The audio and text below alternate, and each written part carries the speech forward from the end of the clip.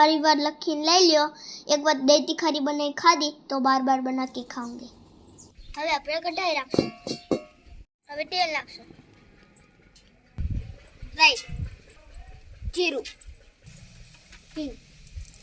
હવે આપણે લસણ, હવે મરચાં, કાશ્મીરી મરચું હવે આપણે વાટી લઈશું।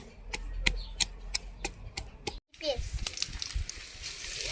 હવે હલાઈ લઈશું। હવે લીમડાનું પાન નાખશું, આવશું। હવે હળદર, ધાણા જીરું, મીઠું હવે બધું મિક્સ કરીને હલાવશું। નીચે ઉતારશું ને દહીં ફટી જશે।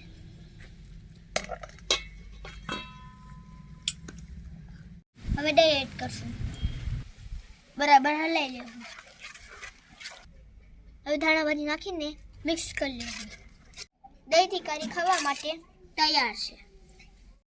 જેને દેશી ખાવાનું ખાધું હોય એને જ મજા આવે। કાઠિયાવાડી ગમી કરે। લાઈક કરો, શેર કરો, સબસ્ક્રાઈબ કરો।